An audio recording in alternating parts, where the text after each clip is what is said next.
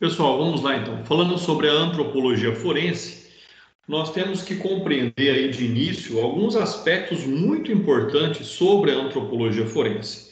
O primeiro seria aí com relação ao próprio desenvolvimento, né, a própria evolução do ser humano. Então, esse é um aspecto. Conhecer o passado é compreender o presente e prever o futuro. Então, isso é uma máxima aí que nós temos que ter para a nossa vida, né? E, logicamente, nunca desprezar os conhecimentos do passado. Então, a antropologia forense, ela nos traz aí esses critérios que são muito importantes no tocante à compreensão e o conhecimento do próprio ser humano, né? Até porque, e por mais que sejamos todos seres humanos, logicamente que existem características que nos distinguem, e isso faz com que, então, nós possamos perceber, né, uma grande evolução, seja uma evolução de capacidade cognitiva, seja uma evolução de questões morfológicas. Então, na verdade, a partir do momento em que nós compreendemos essa evolução do ser humano,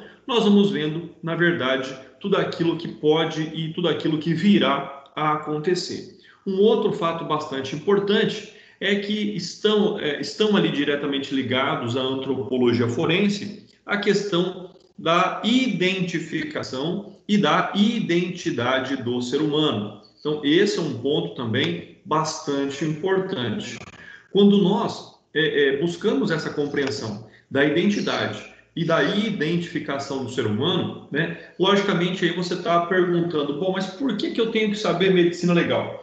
Porque, mais uma vez, né, assim como nós falamos nas aulas passadas, aqueles que desejam prestar concursos vão precisar da medicina legal, dependendo aí do ramo do concurso que vai prestar.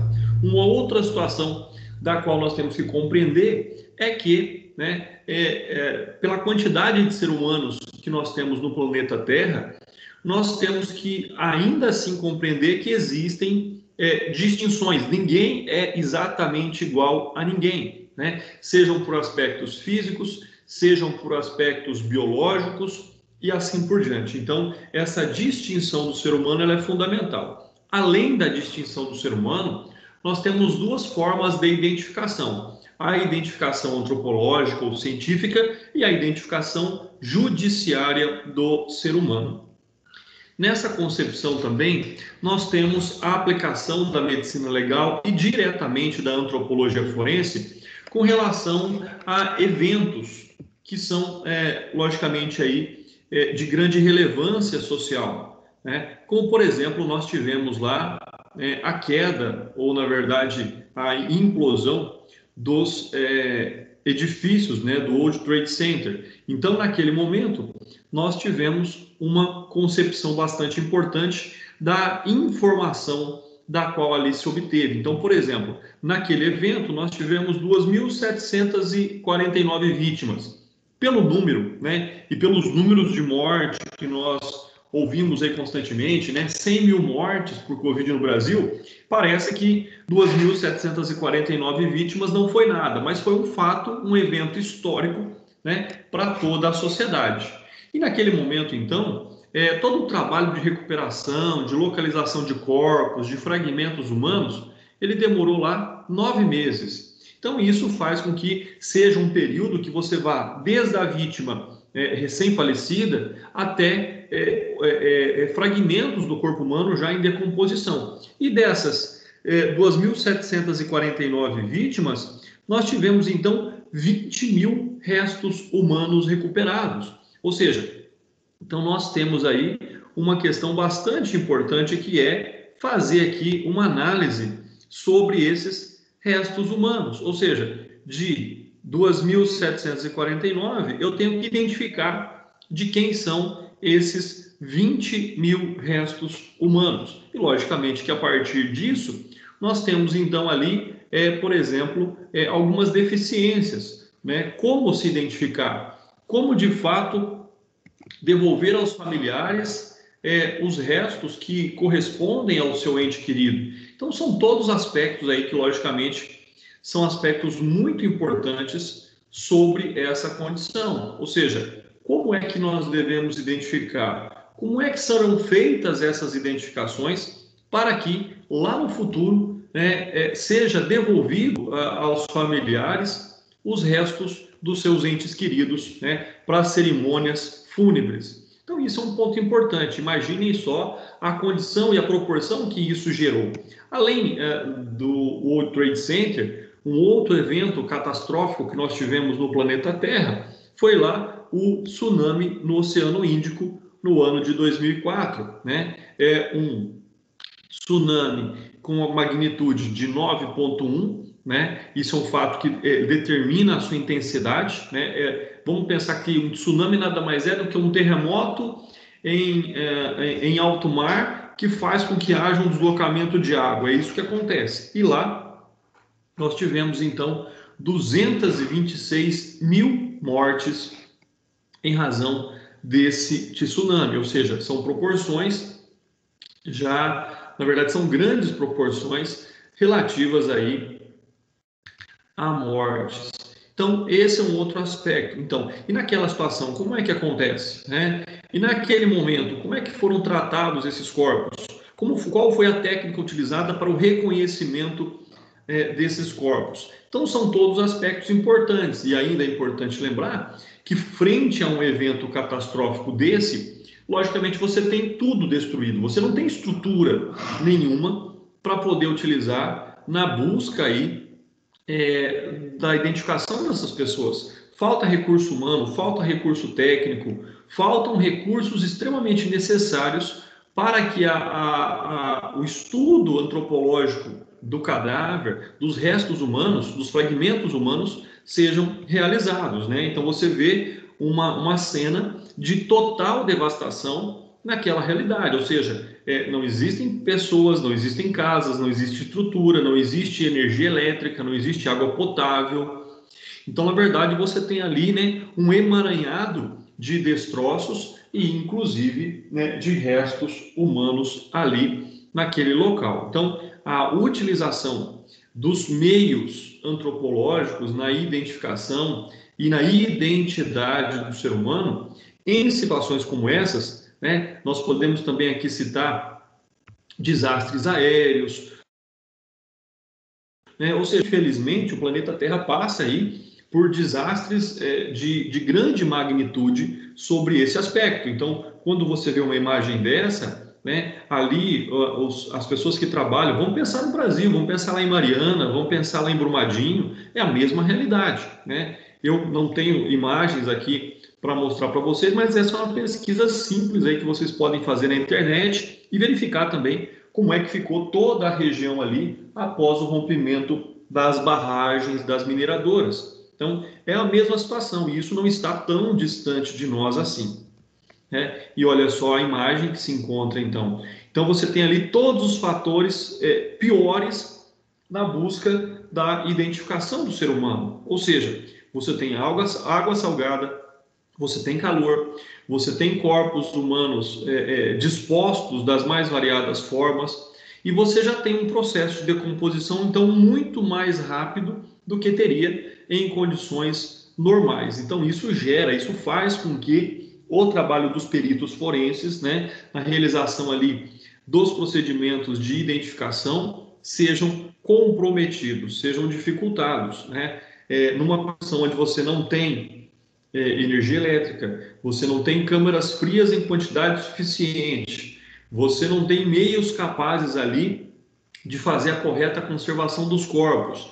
Então, na verdade, você tem aí, né, são as vítimas do tsunami, você tem aí um outro problema que é a proliferação de doenças também em razão da decomposição dos corpos, pessoal. Um outro fato associado aí a esse evento, vamos falar do tsunami em específico, é que como não tinha como conservar os corpos, providenciou-se então containers, trouxe gelo do Alasca, do Polo Norte, para poder buscar uma conservação por um maior número de tempo, e as pessoas em procedimentos, em rituais fúnebres, acendiam velas próximo dos containers e acabavam ali causando incêndios também. É lógico que a gente, numa situação normal, de racionalidade, nós poderíamos criticar essas condutas dessas pessoas. mas numa situação, né, já de extremo sofrimento ali, é lógico que a emoção ela vai se sobrepor à razão e essas condutas elas acabam acontecendo, né? Então, quando você encontra, por exemplo, uma vítima ainda com vida, logicamente que é mais fácil você tentar buscar aí os meios de identificação, seja a identificação é, é, judiciária, vamos assim dizer, ou simplesmente determinar qual é o nome daquela pessoa, qual é o sexo daquela pessoa, né? Ou seja, alguns pontos aí que nós possamos traçar na busca de dar a ela, logicamente, um pronto restabelecimento e o retorno dela aos seus familiares. Então, esse é um outro fato também do qual a antropologia forense ela é diretamente aplicada. Para isso, nós temos alguns critérios para fazer essa identificação. E eu falo aqui da identificação antropológica.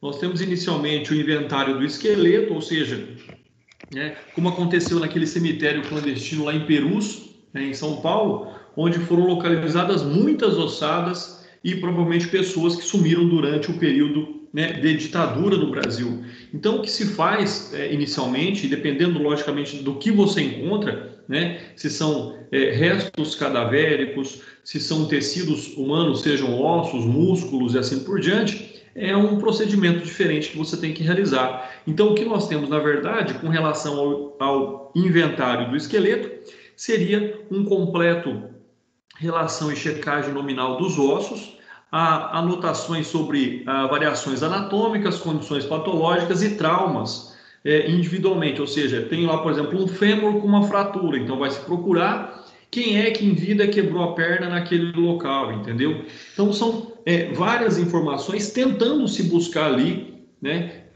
como se fosse montando um quebra-cabeça mesmo, mas buscando essas informações relativas aí ao esqueleto. Nós temos ainda com relação ao exame antropológico a questão da determinação do sexo, da ancestralidade, estimativa de faixa etária, estatura e destreza manual, ou seja, nós conseguimos então com base em algumas informações que o esqueleto ali nos proporciona, ou que o corpo nos proporciona, por exemplo, a determinação do sexo. Então, ou seja, logicamente se é um corpo que tem ali poucos dias de vida, pela simples observação, né, pela presença de mamas, pela presença da vagina, eu consigo determinar, por exemplo, que é uma pessoa do sexo feminino. Pela presença também, por exemplo, do pênis, do escroto, eu consigo determinar se é uma pessoa do sexo masculino. Então, são alguns critérios. Vamos observar uma outra situação. Vamos supor que nós estamos diante de um corpo extremamente carbonizado, né? Como é que vai ser feito, então, a análise para tentar se determinar o sexo?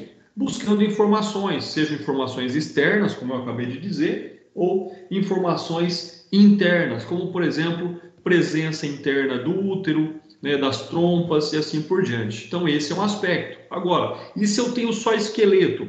Eu tenho também que fazer uma análise sobre pontos principais do esqueleto para também se poder determinar se é do sexo masculino ou não. Então, por exemplo, análise da pelve, né, análise do crânio, tudo isso vai me determinar a questão do sexo. Com relação à ancestralidade, nós temos também formas, e nós veremos daqui a pouco, como é que nós podemos determinar, por exemplo, se a pessoa tem origem negra, se a pessoa tem origem asiática, se a pessoa tem origem indiana. Então, nós temos também como determinar isso, porque existem estimativas. Lógico que num país miscigenado como o Brasil, essas características elas vão se acentuando, ou seja, né, elas vão se perdendo frente ali à miscigenação. Logicamente que em culturas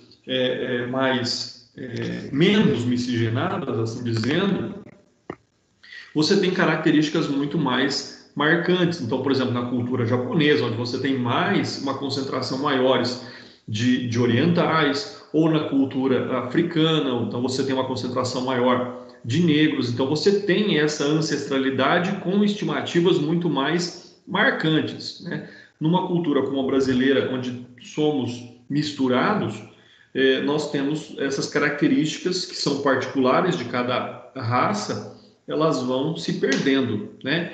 Com relação à estimativa de idade, nós temos vários modos de traçar também ali a estimativa da idade, como, por exemplo, a radiografia do pulso vai determinar aparentemente qual a idade da pessoa, a presença de pelos pubianos também vai determinar aparentemente a idade da pessoa. Nós temos também ali o tecido fibroso que existe entre as placas ósseas do crânio também. Nós vamos fazer uma análise da qual nós podemos ter também uma estimativa da idade, né? Além disso, nós também buscamos aqui a determinação da estatura do indivíduo, ou seja, da altura. Como é que eu faço isso? Né? Por exemplo, pela medição de alguns ossos. Nós temos uma tabela e nessa tabela, dependendo do tamanho, da dimensão, por exemplo, do rádio, da fíbula, da tíbia, né, do fêmur, nós conseguimos também ter aí uma precisão, uma estimativa, melhor dizendo, com relação à estatura. Aproximadamente ele media tanto de altura. Uma outra questão que é muito difícil, e aí é o contrário, ou seja, é mais difícil se caracterizar, é a questão do peso. É muito difícil determinar o quanto a pessoa pesava em vida, né, dependendo do estado em que o cadáver ele é encontrado. Uma outra questão são características permanentes ali do ser humano, como, por exemplo, a questão da destreza manual, né? A pessoa ser destra ou ambidestra faz com que ela também possua características marcantes para toda a sua vida. Além disso, nós temos também ali a identificação por cicatrizes, a identificação por tatuagens, a identificação, por exemplo, por sinais característicos, né, defeitos físicos, então, malformações físicas, né, melhor dizendo. Então, todas essas características, elas são também bastante marcantes quanto a isso.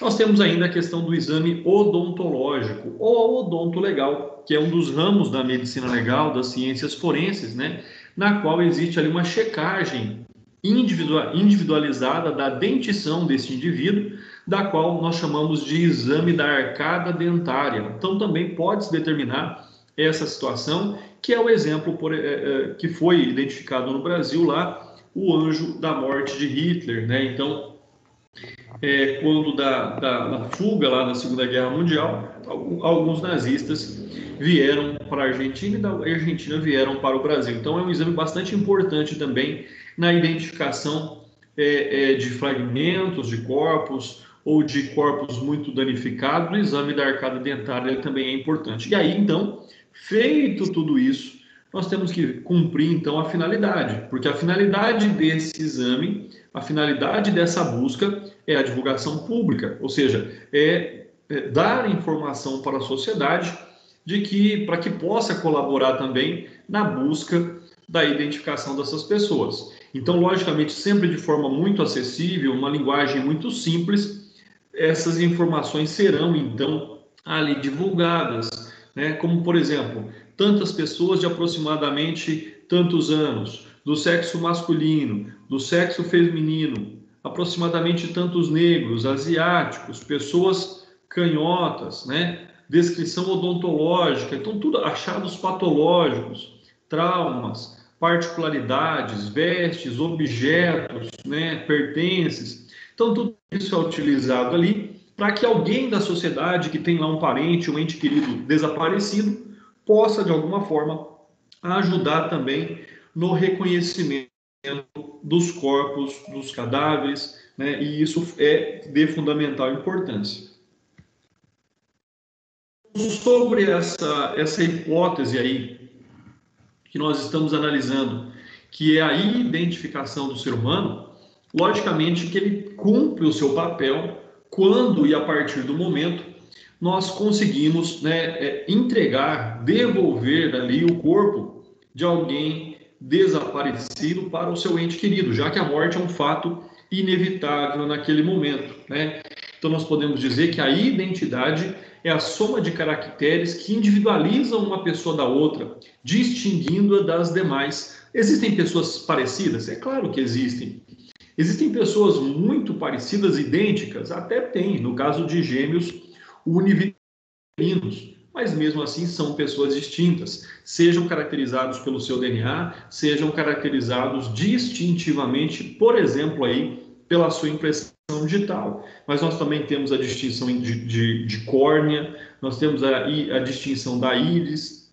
Então, são fatos aí que fazem com que nós tenhamos e possamos ser diferentes uns dos outros, né? Quantas vezes nós vemos aí imagens que são muito interessantes, né? Uma pessoa de hoje, ela é muito semelhante a uma pessoa que viveu há 200, 300 anos atrás. Quantas vezes, né? Eu já vi, por exemplo, imagens e normalmente se busca essa semelhança entre pessoas famosas, mas é muito comum que isso aconteça. Então, vocês pesquisando, vocês vão ver que existem pessoas que são praticamente idênticas e viveram em momentos diferentes aí do tempo, né? E existem muitas teorias da conspiração, mas o que importa para nós é que por mais que as pessoas sejam semelhantes, ainda assim existem pontos que atribuem distinções entre elas, né? Então a identidade nada mais é do que a soma dos caracteres que individualizam aí uma pessoa e, na verdade, isso acontece em razão de uma série de atributos que torna alguém ou alguma coisa apenas em si próprio. Então, por mais que possa ter alguém aí que se pareça com você, né, não terá suas características, não viveu as suas experiências, não tem o seu senso de humor, não tem a sua expertise para determinada situação. Então, é isso que nos torna pessoas totalmente diferentes umas das outras, né? Ou seja, existem pontos de distinção entre os indivíduos, por mais semelhantes que eles possam parecer. Quanto à identidade, então, objetiva, ela então nos permite afirmar tecnicamente que uma determinada pessoa é ela mesma, que faz, né, se distinta das demais. Então, o que nós temos? Nós temos ali os elementos positivos e nós temos os elementos perenes, né? Então, por exemplo, uma pessoa é presa em razão da prática de um crime em flagrante delito e ela não tem documento, ela não diz o nome. Como é que eu sei que de fato e quem é ela, né? Como é que eu vou buscar essa identificação? Então, isso é um fato importante. Algumas características não dá para mudar, por exemplo, o DNA não dá para mudar, né? Agora, até eu vi uma reportagem esse final de semana sobre a prisão de alguns traficantes que há mais de 20 anos estavam desaparecidos. Fizeram cirurgias plásticas, mudaram o cabelo. Então, ou seja, algumas características físicas nós conseguimos mudar e até podemos nos tornar outras pessoas. Mas existem fatores que são inalteráveis durante toda a vida. Nessa situação, então, nós temos a busca da identidade subjetiva, ou seja, né, nós temos que fazer alguns questionamentos, né? Quem é que essa pessoa foi? Quem é que é essa pessoa? Ou será que é aquela pessoa que eu imagino? Então, essas respostas elas devem ser respondidas. Uma outra questão ligada aqui a essa identidade subjetiva é a consciência que a pessoa tem de si mesma, bem como, né, uma questão ligada à personalidade. Então, você sabe como é aquela pessoa. Você sabe se aquela pessoa é uma pessoa mais tolerante com algumas situações, você consegue determinar se aquela pessoa é uma pessoa, né, que controla bem as suas emoções, ou é uma pessoa mais estouradinha, mais nervosa. Então, tudo isso também são características dos indivíduos. É isso que faz com que nós possamos compreender, nós possamos conhecer as pessoas, né? E aí nós temos, logicamente, associado a tudo isso que eu estou dizendo, também a utilização da psicologia e da psiquiatria forense. Então, ela pode traçar, por exemplo, um mapa da personalidade do indivíduo, e isso ela não vai conseguir mudar também, né? Ela pode até tentar, mas características, algumas situações, elas continuam marcantes com relação a isso. Na identificação, então, da pessoa, na verdade, nós sempre temos que utilizar métodos comparativos. Não tem como eu saber quem é aquela pessoa se eu não utilizar um método comparativo, né? Seja a amostra de DNA, seja pela superposição de fotos, seja pela análise da biometria. Então, ou seja, são critérios que, para que haja o processo de identificação, nós temos que utilizar métodos comparativos, seja para identificação de vivos, de mortos ou até mesmo de esqueletos. Então, é uma grande novidade algumas tecnologias que vêm sendo criadas na busca dessa identificação do ser humano, independentemente de como ele se encontra, né, em vida, em morte ou já em estado esquelético. Quanto então a esse reconhecimento versus identificação, né, nós temos aquilo que diz lá o artigo 226 e 228 do CPP. Né? Então, ou seja, o que é que o próprio Código de Processo Penal nos traz aí a respeito disso? É um fator bastante interessante, é um fator bastante importante sobre esse critério. Ou seja, a partir do momento em que nós temos que utilizar a nossa legislação na busca dessa finalidade maior, que é a identificação do ser humano, nós temos então que traçar a necessidade da identificação também aplicada por meio do reconhecimento científico, ou seja, nós não temos como desprezar a ciência neste momento, nós não temos como não utilizar métodos científicos quando da identificação do ser humano. Então vamos lá ver o que fala os artigos do Código de Processo Penal. Pessoal, estou abrindo aqui o código, só um instante, para que eu possa aqui fazer a leitura para vocês. Como o meu código ficou lá no escritório, eu estou abrindo aqui pelo celular. Vamos lá, diz o seguinte,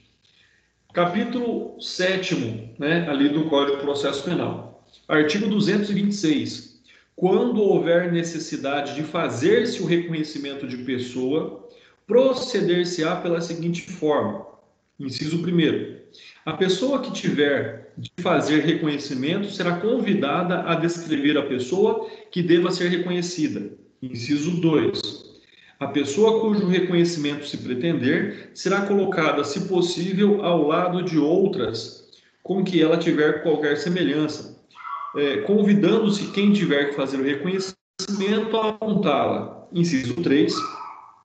Se houver razão para recear de que a pessoa chamada para o reconhecimento, por efeito de intimidação ou de influência, não diga a verdade em face da pessoa que deve ser reconhecida, a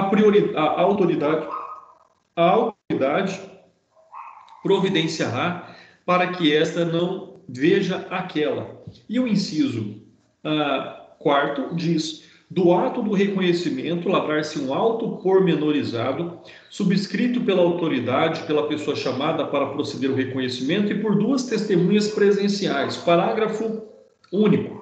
O disposto no inciso 3 deste artigo não terá aplicação na fase da instrução criminal ou em plenário de julgamento. E aí, então, o artigo 227 diz assim: no reconhecimento de objeto, proceder-se-á com cautelas estabelecidas, mas não importa isso para nós aqui, porque nós estamos diante da necessidade do reconhecimento de pessoas. Artigo 228. Se várias forem as pessoas chamadas a efetuar o reconhecimento de pessoa ou de objeto, cada uma fará a prova em separado, evitando-se qualquer comunicação entre elas. Então, o próprio Código aí de Processo Penal nos traz alguns critérios utilizados para que seja realizado o reconhecimento versus a identificação. Então, como eu disse para vocês, quanto aos tipos de identificação, nós temos a identificação antropológica, que é reunida pela identificação médica e odonto-legal, e nós temos também a identificação judiciária ou identificação policial, né? Lógico que existem parâmetros aí que são utilizados diferentemente para que seja realizado esse reconhecimento, né? E, logicamente, também o momento em que será feito esse reconhecimento, as técnicas que serão utilizadas para esse reconhecimento são, logicamente, técnicas diferentes. Com relação ainda à identificação médico-legal, ou seja, aquela mais voltada para a medicina legal, nós temos que, em tese, aí, 11 tipos diferentes na busca desse... Deixa eu ver, são 11 mesmo. Então, olha só. Então, nós temos lá a busca da espécie, ou seja, aquele fragmento de osso é da espécie humana ou não, né?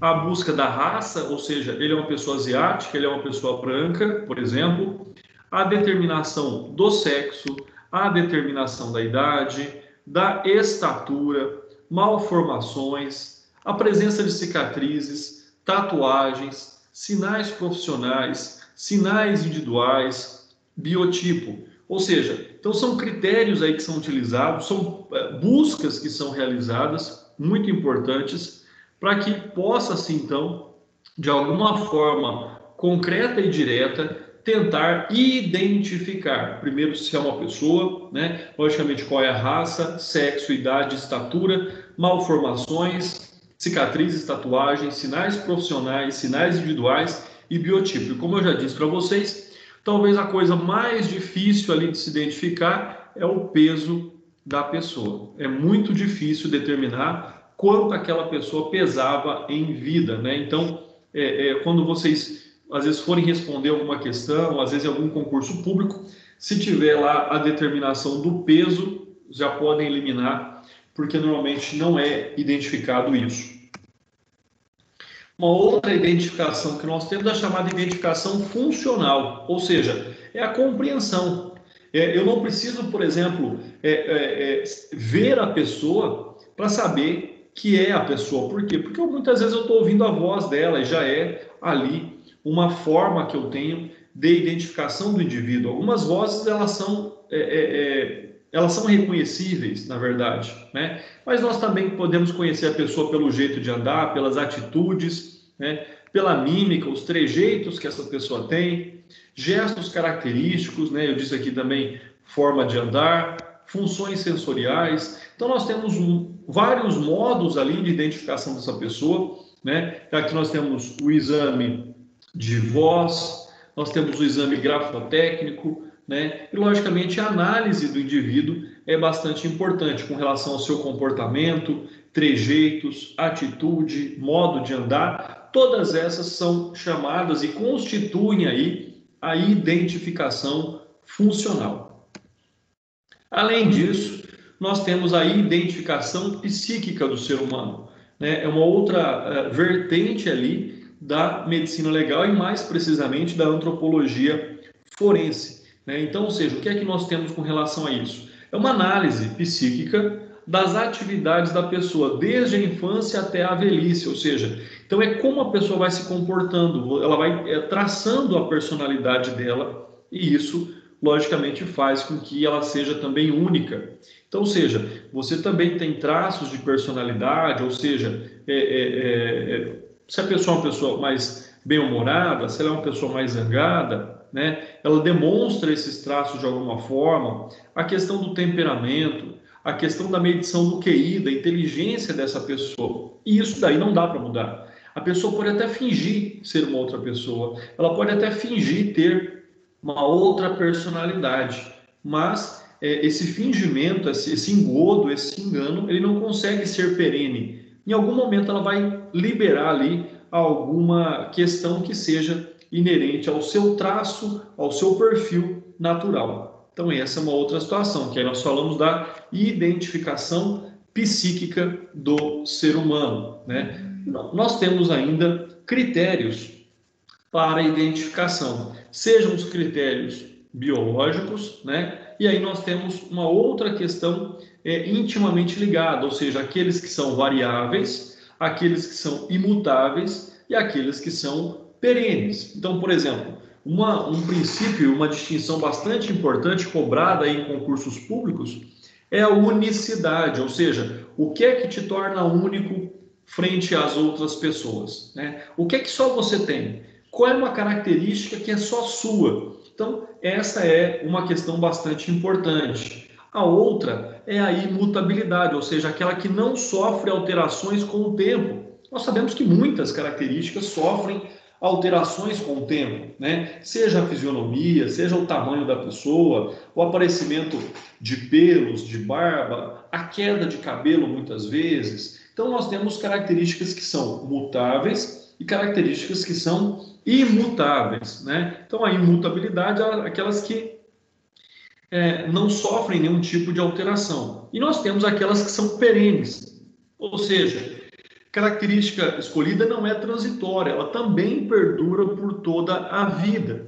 Então, dentro dessa imutabilidade, dentro dessa perenidade, é onde nós vamos traçar ali os aspectos distintivos dos seres humanos, né, para que nós possamos fazer aí a busca da identidade e da identificação do ser humano.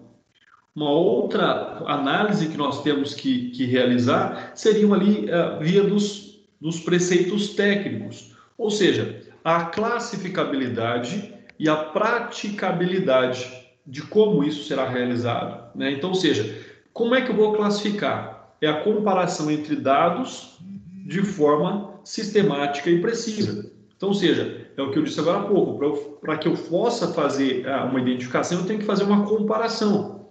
Para que eu possa realizar essa identificação, eu tenho que utilizar métodos seguros, práticos e rápidos. Não pode ser nada muito complicado. Então, por exemplo, a análise da impressão digital, ela é muito simples, hoje ela é muito fácil, né? Hoje, por exemplo, você vai, para você utilizar um caixa eletrônico, para você, até fechaduras de porta. Então, nós temos hoje a leitura biométrica, que ela faz essa comparação de forma muito rápida, prática e segura. Se eu tentar entrar na sua casa com a minha impressão digital, por não estar cadastrada, provavelmente eu não vou conseguir, mas as pessoas que tiverem as suas impressões digitais cadastradas, ela terá ali a porta aberta para ela, frente a essa condição muito prática, muito rápida e bastante mais em conta, jamais barata também, com relação a esse fato. Então, nós temos métodos, mas é importante lembrar que sempre haverão ali as comparações para que nós possamos ter as determinações. E aí tem um outro grande problema. Uma coisa é determinar, a outra é ter uma estimativa. O que é uma determinação? É uma afirmação. Então, me traz uma certeza, me traz algo que eu posso de fato acreditar. Já a estimativa, na verdade, é um cálculo aproximado. Olha, eu tenho aqui uma probabilidade de que seja uma pessoa entre 20 e 35 anos, então é uma estimativa. Agora eu estou dizendo para você que ela é do sexo feminino, então eu tenho uma certeza, tenho uma afirmação, né? Então nós podemos dizer que a estimativa ela traz para nós uma dúvida, enquanto a determinação nos traz uma certeza, nos traz um fato, né? Então essa é a diferença entre determinação e estimativa, né? Logicamente que os processos de estimativa melhoraram muito nos últimos anos, mas mesmo assim é uma dúvida. Já uma determinação nos traz uma certeza quanto ao fato ali perseguido, quanto ao fato debatido. Aqui nós temos a tabela de Etienne Rollet, percebam que ela não é nova, ela é de 1888, mas ela ainda é utilizada até hoje por ser muito eficaz. Então, por exemplo, aqui nós temos a tabela de Etienne Rollet com relação aos homens, tá? Esse material ainda não foi disponibilizado para vocês, eu estou formatando ainda a apostila, mas vocês terão lá a tabela de Etienne Rollet tanto para o homem quanto para a mulher. Então, por exemplo, o fêmur masculino, vamos pegar aqui uma pessoa de estatura mediana, 1,70 m. Então, um homem de aproximadamente 1,70 m, ele tem que ter um fêmur aproximadamente de 46 centímetros. Então, se o fêmur tem 46 centímetros, vai determinar que essa pessoa tenha uma estatura aproximada de 1,70 m. Nós podemos fazer essas medições tanto pelos membros inferiores quanto pelos membros superiores, né? Membros inferiores, a medição é do fêmur, da tíbia e da fíbula, e quando membros superiores, no caso do braço, é do húmero, do rádio e da ulna. Então nós temos aí métodos, né, que são utilizados para poder determinar a estatura. Lembrem-se, estatura do indivíduo nós determinamos pela tabela de Etienne Rollet. Agora sim, quanto às espécies, pessoal, uma vez encontrado um fragmento de corpo, deve-se primeiramente determinar a espécie, ou seja, é da espécie humana ou não. E como é que eu vou determinar isso, né? Quais são as características, seja do sangue, sejam dos ossos, para determinar se é um fragmento humano ou um fragmento animal. Então, essa aí é uma característica bastante importante com relação a esse aspecto. Quando nós buscamos aqui a determinação, né, da espécie, normalmente nós temos duas formas, uma análise macroscópica e uma análise microscópica, né? A análise macroscópica é aquela que você faz com o olho nu, né? E aí você consegue já saber ali se trata de um corpo humano ou não. Agora, em alguns aspectos, nós temos que buscar ali uma análise microscópica. Normalmente, a análise que se faz são pelos canais de Havers. Os canais de Havers são pequenos ali, o osso ele é poroso, tá? Então, o osso, em razão da sua porosidade, ele tem pequenos canais, chamados de canais de Havers. Os canais de Havers, eles são, na verdade, uma série de tubos, né? Estreitos tubos que existem nos ossos. E o que vai distinguir, então, se é um osso humano ou um osso animal, na verdade, é que nos humanos existe uma quantidade muito maior de tubos ali, mais largos do que nos demais animais. Nós podemos até dizer que o osso humano ele acaba sendo um osso mais frágil, menos duro do que o osso de um animal. Tá? Por quê? Porque ele é mais poroso. Vamos pensar assim, num comparativo para vocês terem uma ideia, né? Pega, por exemplo, uma barra de chocolate diamante negro, é o osso de um animal. Pega um soufflé, é o osso humano, tá? Só para vocês compreenderem um pouquinho, assim, visualizarem o que eu estou dizendo. Quanto a essa mesma distinção que nós devemos fazer aí com relação ao sangue, ainda pela análise, né, microscópica, pela simples observação, isso é bacana se nós pudéssemos ir, por exemplo, num laboratório, né, para que nós fizéssemos essa visão, pudéssemos ter contato com isso. Mas nessa análise, então, morfológica das hemácias, né, o que são as hemácias? São aquelas células anucleadas ali, circulares, em que nos seres humanos, elas são, na verdade, elas têm o mesmo formato, tanto nos seres humanos quanto nos animais. Então, o que é que vai mudar? O que vai mudar, na verdade, ali é o fato de que no ser humano a diferença é o tamanho dessas hemácias entre ali o sangue dos mamíferos humanos quanto ao sangue dos demais mamíferos de espécie não humana. Então, por essa análise é que nós conseguimos determinar também, em razão do tamanho dessa hemácia, se aquele é um sangue humano ou não. André, não tem uma forma mais fácil? É claro que tem, chamado de soro anti-humano, né? Então, um método talvez mais seguro, que é o da albumina, reação no processo, né? E o que acontece então nesse processo? O método consiste em colocar o sangue a ser pesquisado em contato com um soro preparado de diversos animais. E aí nós vamos então ter uma identificação em razão da cor que apresenta, que vai determinar se aquele sangue é humano ou não. Então, são alguns aspectos aí que nós temos também para buscar essa distinção, né? Como saber se é sangue, né? Quem nunca ali jogou água oxigenada num ferimento quando era criança e ela efervesceu? Então esse é um aspecto. Aquela substância é sangue, é groselha, é molho de tomate. Tem que produzir algum tipo de reação. Então as reações das oxidases, ou seja, a água oxigenada, ela reage quando em contato com o sangue humano.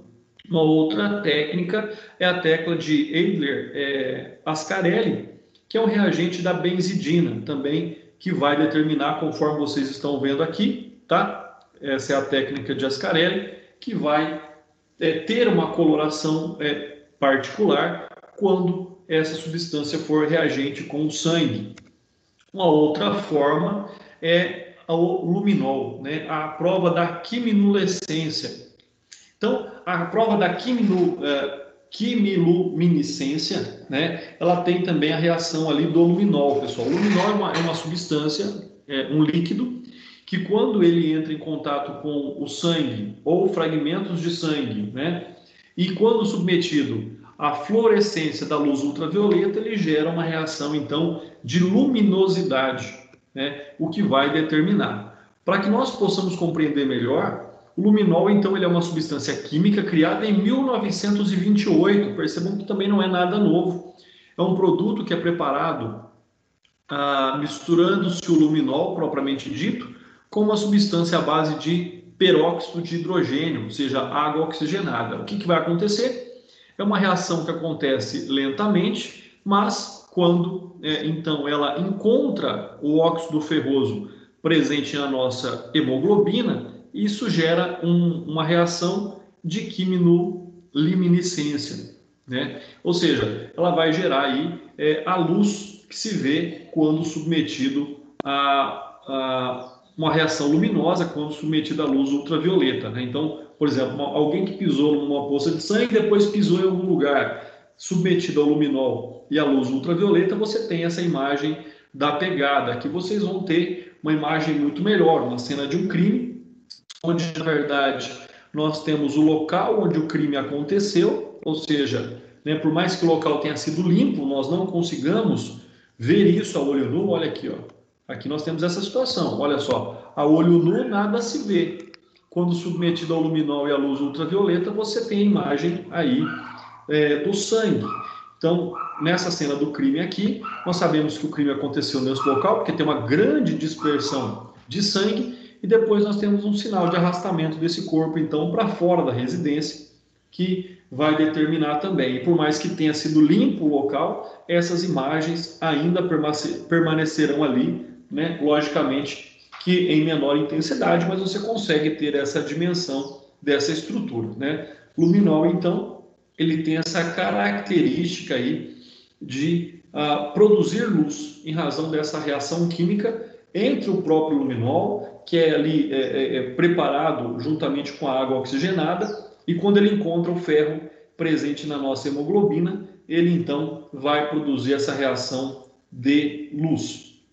Bom, passando aí, né, já dessa questão da identificação, vamos lá para a nossa análise da determinação da raça, ou seja, do tipo antropológico do indivíduo, do tipo antropológico da pessoa, né? Aqui, pessoal, nós não estamos fazendo uma análise, uma distinção sociológica, não é isso, tá? Política e sociológica, não é isso. É uma distinção apenas e meramente científica e antropológica, tá? Aqui não há intenção de diferenciação, de nenhum critério aqui que possa dizer que é melhor ou pior, nada nesse sentido, tá bom?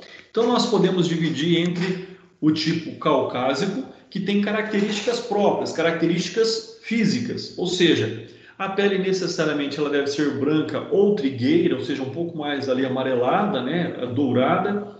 Cabelos podem ser crespos, lisos, louros ou castanhos. A íris normalmente ela é azul ou castanha também. Contorno facial ele é ovoide poligonal, né?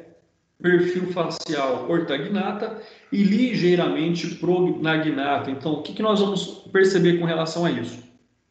Percebam que, em simples palavras, o rosto ele é mais, né, ovalado, ou seja, são algumas características aí que apresenta o semblante do indivíduo. Então, nós temos algumas características muito mais marcantes sobre esse aspecto de análise quando nós analisamos, por exemplo, ali quem tem as características, né, caucásicas. Então, nós temos aqui, como eu disse, olha só, olha o semblante, pessoal, deixa eu ver aqui. Só um instantinho, para mim sumiu aqui a minha apresentação do PowerPoint, pessoal. Deixa eu voltar ela, só um instante.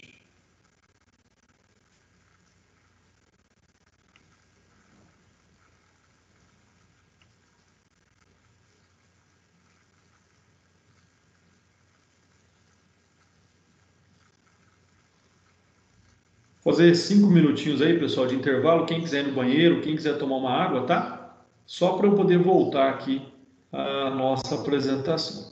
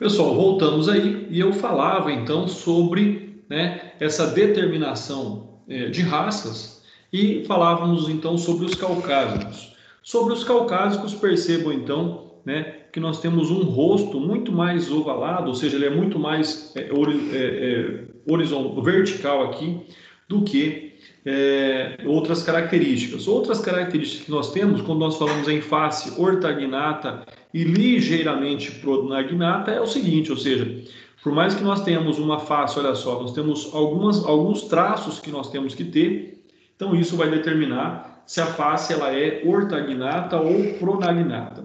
Bom, uma outra questão aqui que nós temos que compreender e começar a traçar as diferenças é, por exemplo, a distância que nós temos entre as órbitas oculares e o próprio formato da órbita ocular vai determinar algumas distinções também relativas ao indivíduo. Percebam também o formato aqui da fossa nasal. Por que eu digo isso?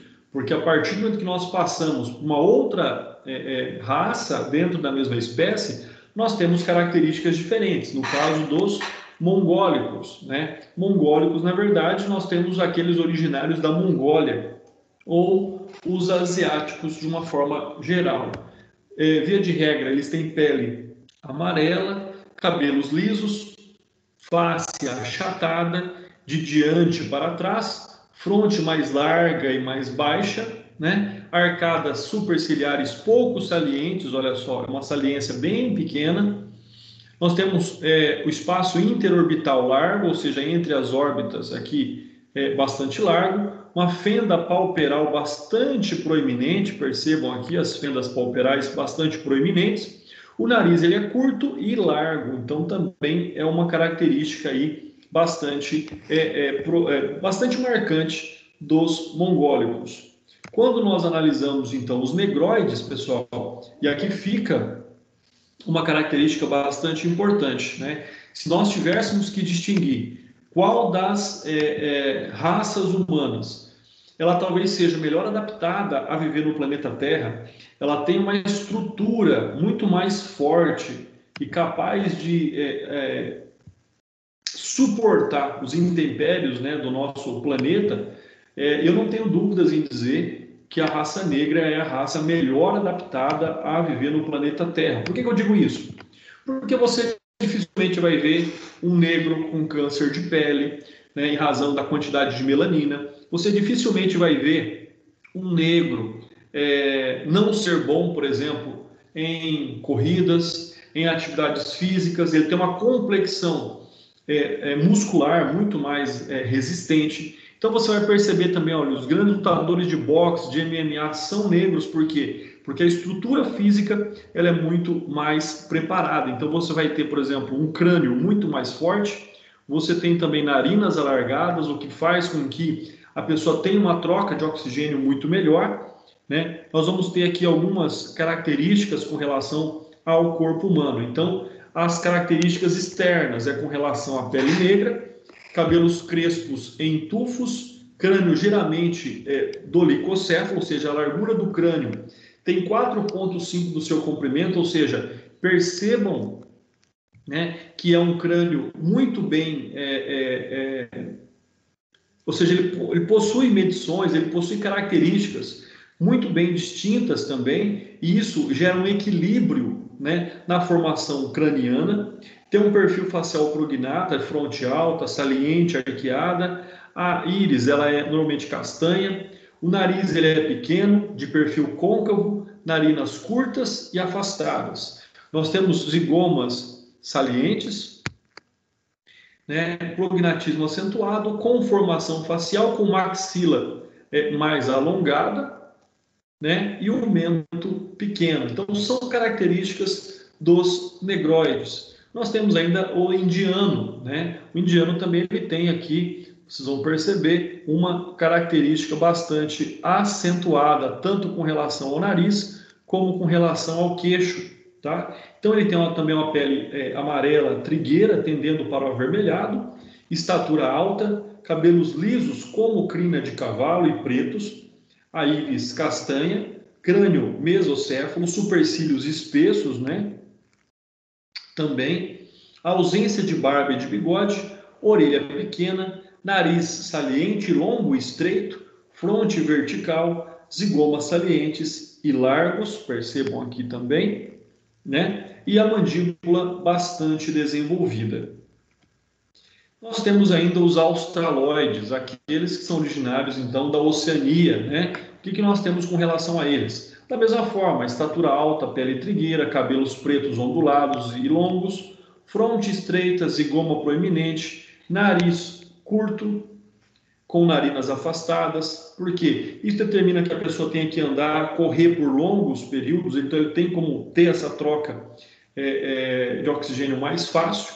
Prognatismo do maxilar e alveolar, dentes fortes, maxilares desenvolvidos e para que possa proporcionar grandes corridas, né, uma agilidade maior no seu desenvolvimento, uma cintura escapular larga, porém a bacia é estreita. Então isso ajuda, isso facilita que a pessoa possa praticar mais exercícios, tenha mais facilidade, por exemplo, em corridas. Então, são algumas características aí que nós buscamos. Bom, nós vamos agora buscar alguns elementos da caracterização racial. Como é, então, que eu consigo distinguir sobre esse fato? Ou seja, né, a conformação do crânio, ela vai ser muito importante desde a tabela de Jacquet, de Cloquet ou de Cuvier. Então, nós temos índices que vão medir o crânio e vão determinar se essa pessoa tem uma origem caucásica, negroide, mongólica e assim por diante.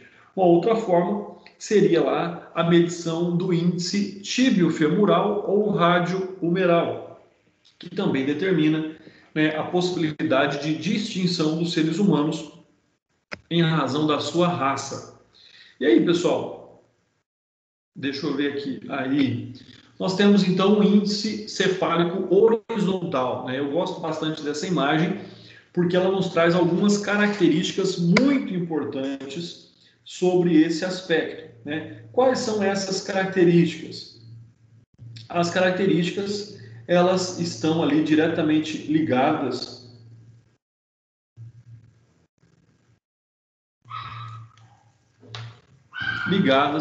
tanto à raça como também a outras características. Então, por exemplo, vamos analisar aqui uma distinção bastante importante com relação à análise desse crânio, né?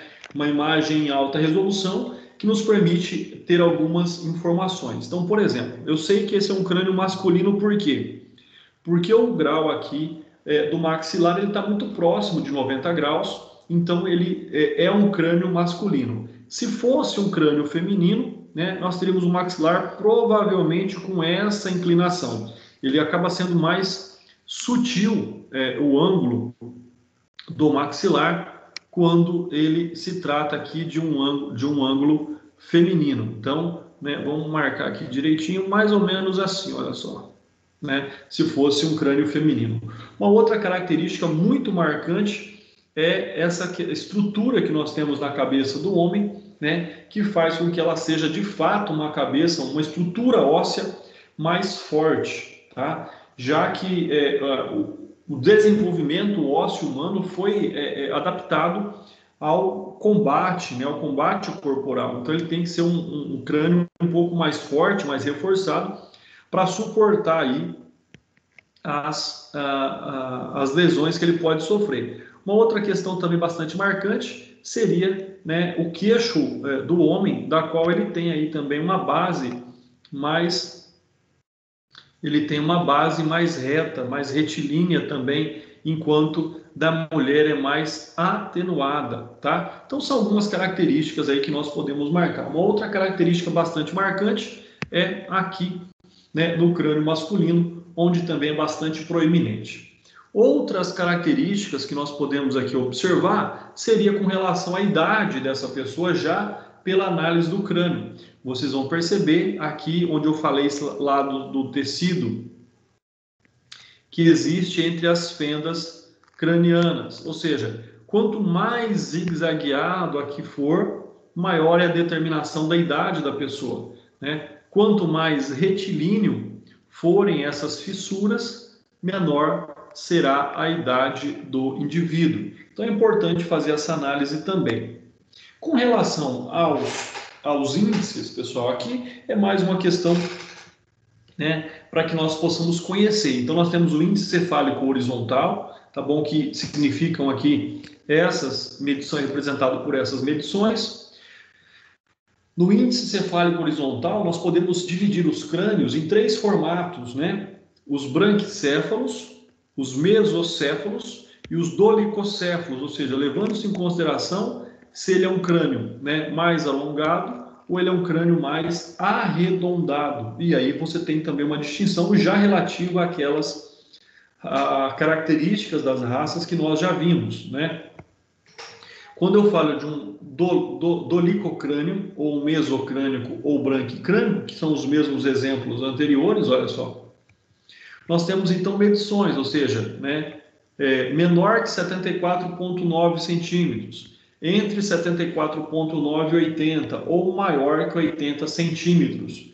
Então, são algumas características aí que nós temos para poder determinar também a origem do indivíduo, né? Uma outra análise que nós temos por uma outra visão do crânio também, ela é observada, ou seja, quando se realiza essa medição sobre um outro aspecto, ou seja, sobre uma outra característica. Então, também nós temos aí também, né, seja menor que 91,9, entre 91,9 e 98 e maior que 98. Então, vai determinar também, logicamente, a análise de pessoas adultas que tenham essas características.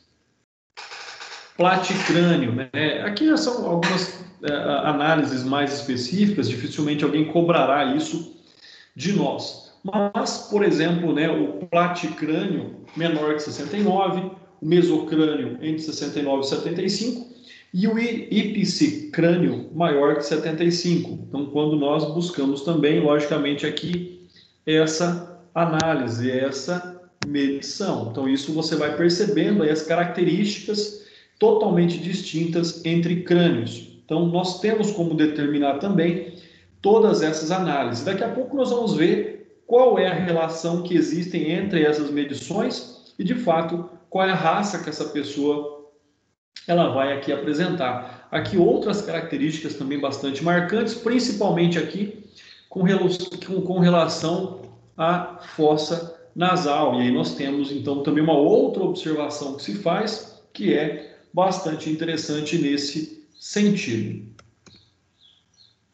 E aí nós temos o que, então? Né? Isso nos conduz para que grupo étnico?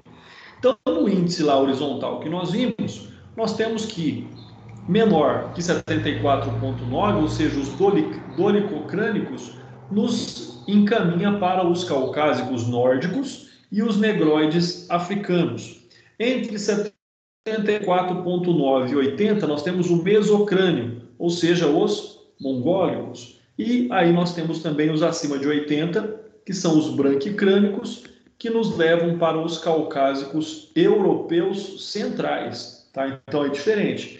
Existem características próprias entre os escandinavos, os ingleses e os europeus centrais, né? Aqueles que estão mais acima ali na Europa ou aqueles que estão mais próximos do Oriente. Então, isso vai trazer uma distinção bastante importante também, né? Quando nós falamos em escandinavos, nós estamos lá falando da origem viking e assim por diante. Quando nós falamos dos europeus centrais, nós estamos falando ali dos portugueses, dos romanos e assim por diante. Então, são essas características diferentes que nós temos também, mesmo entre grupos étnicos.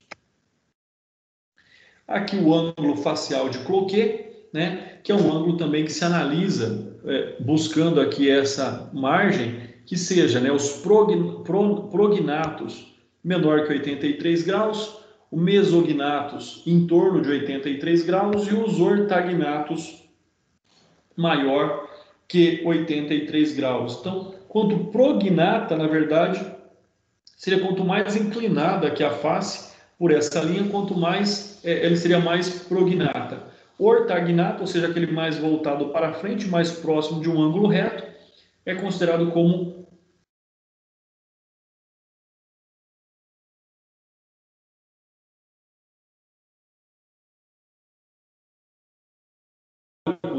no caso, ou aqueles de pele branca. Então, são várias características aí que nós conseguimos observar com relação a esse aspecto. E essa seria, então, a medição para que nós pudéssemos ter aqui o ângulo facial também de Cuvier, né? O de Cloquet muito semelhantes.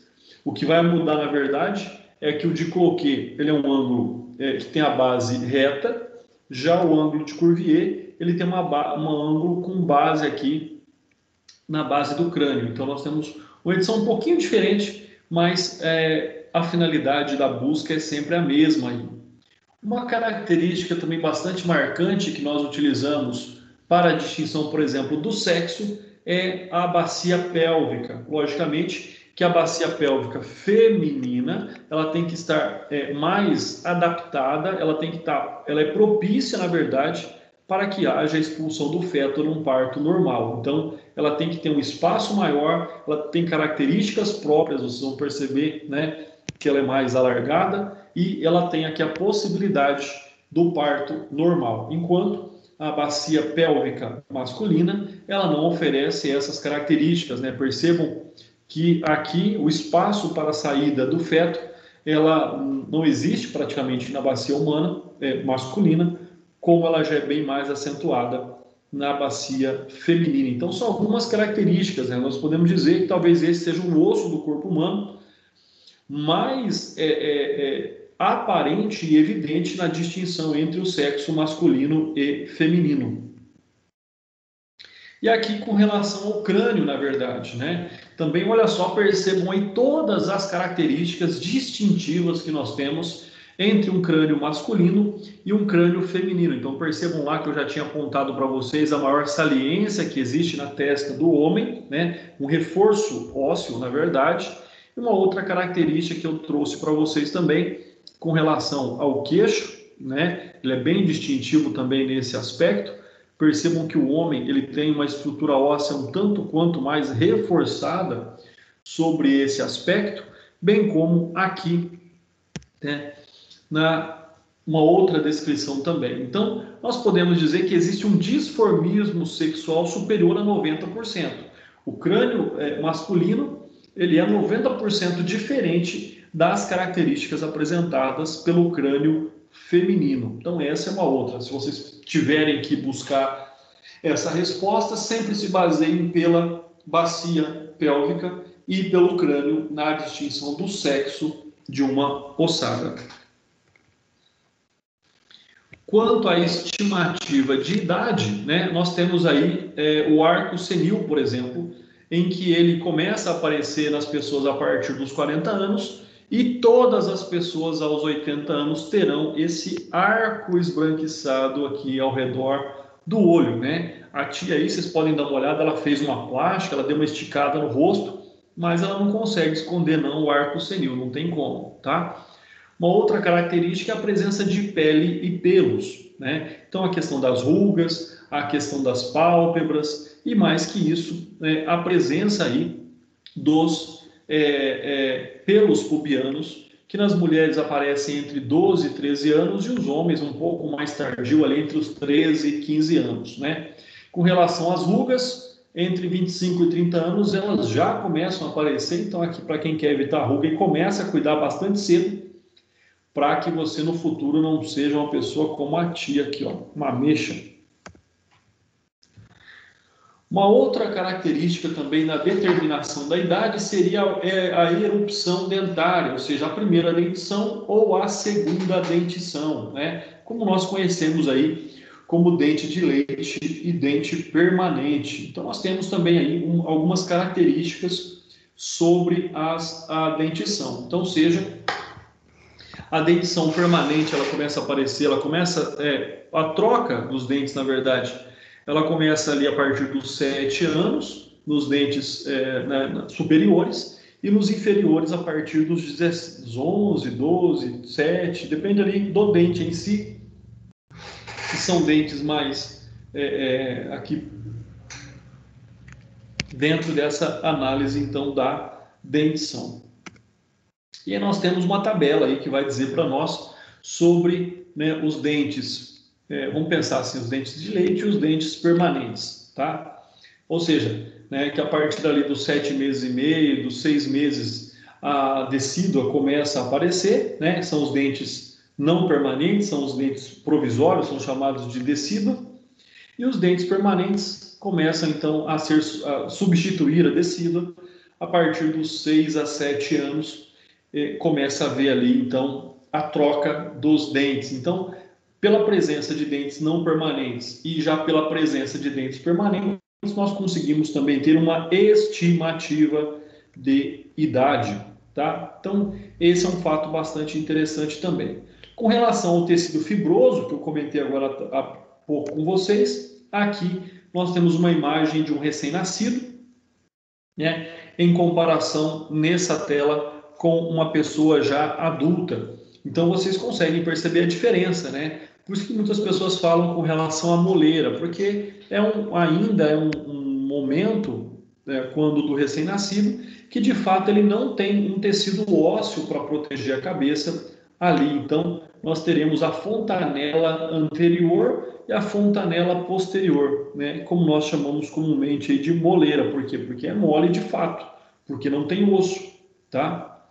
Então, essa é uma situação. E percebam aqui que, enquanto recém-nascido, existe até um espacinho aqui entre as placas cranianas, né, o osso parietal, e isso vai fazer com que, né, nós temos o osso frontal, o osso parietal e o osso occipital, que é o da nuca.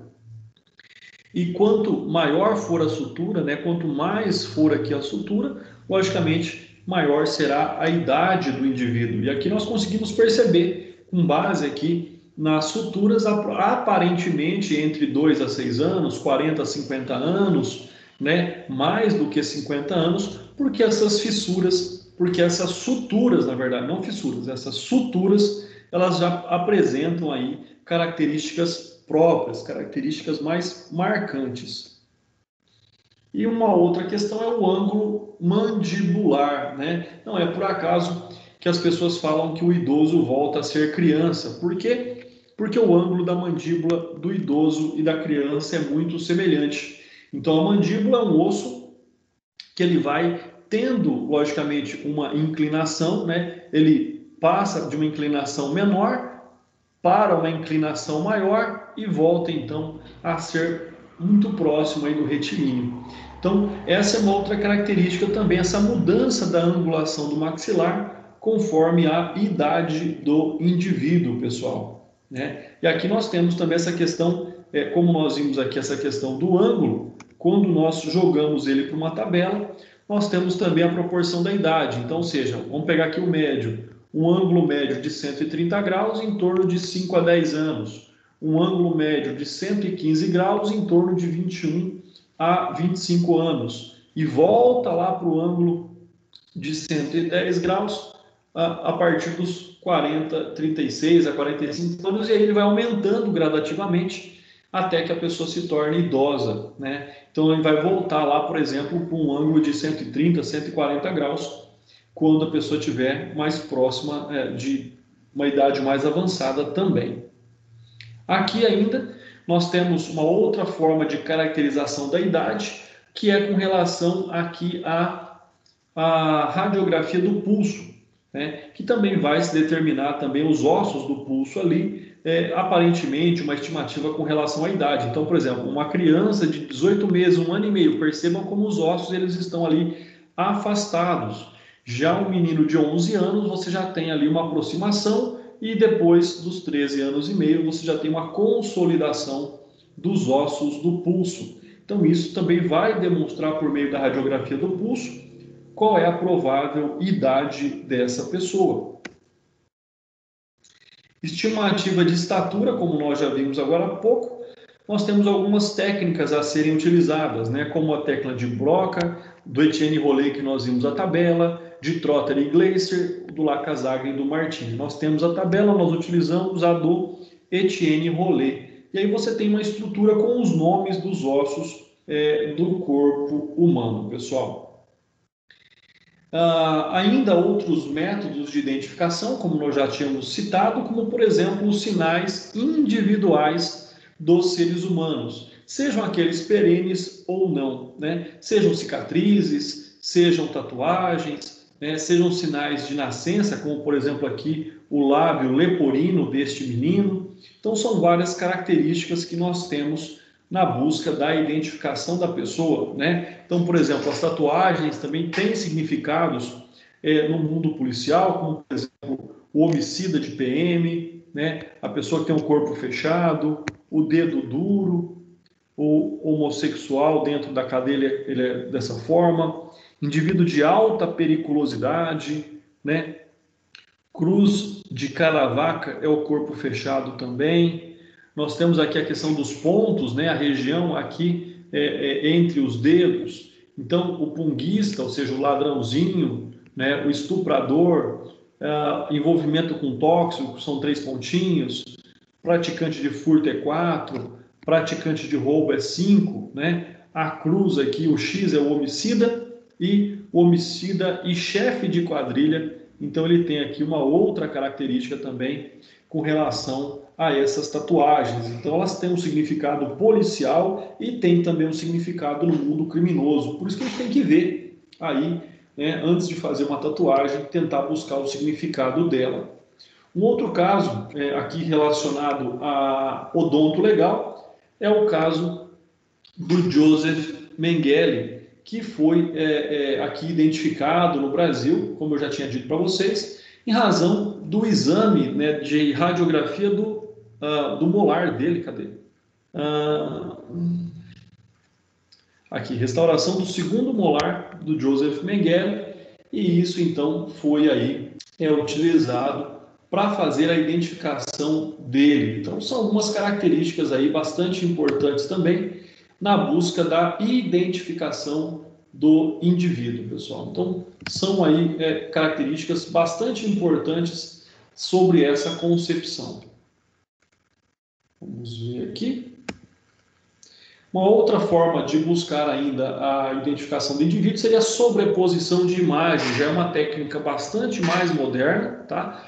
Quando você pega a foto da pessoa viva, faz a sobreposição, por exemplo, de um crânio encontrado. Percebam que esse crânio ele sofre aqui uma queimadura intensa. E aí você tem, né, a análise completa e a medição que se faz para que isso venha a trazer informações bastante importantes aí. Então, existem programas de computadores que já proporcionam essa medição, essa superposição de fotografias e do crânio.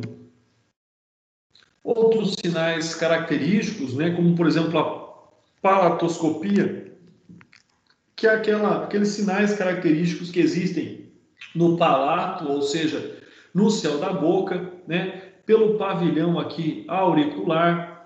Nós temos ainda por radiografias, superposição do crânio, como nós vimos lá atrás, né? Reconstituição facial também, como nós analisamos, e a própria análise do DNA do indivíduo. Então, são várias formas que nós temos de se analisar características individuais do indivíduo, sejam características mutáveis ou características imutáveis. E o melhor exemplo disso é o DNA, que nos dá uma precisão quase que absoluta de 99,9% quando da análise do sangue ou de material genético do indivíduo, tá? Vamos ver aí. Aqui seriam alguns casos, depois vocês podem ler, né, onde o DNA ajudou a provar a inocência de indivíduos, casos famosos, erros famosos de condenação dos Estados Unidos, e também aí um outro fato importante, que é a necessidade da busca, então, de forma completa. Pessoal, na próxima aula falaremos, então, da identificação policial ou judiciária. Por hoje, então, é só. Caso vocês tenham alguma dúvida, eu estou aqui à disposição de vocês.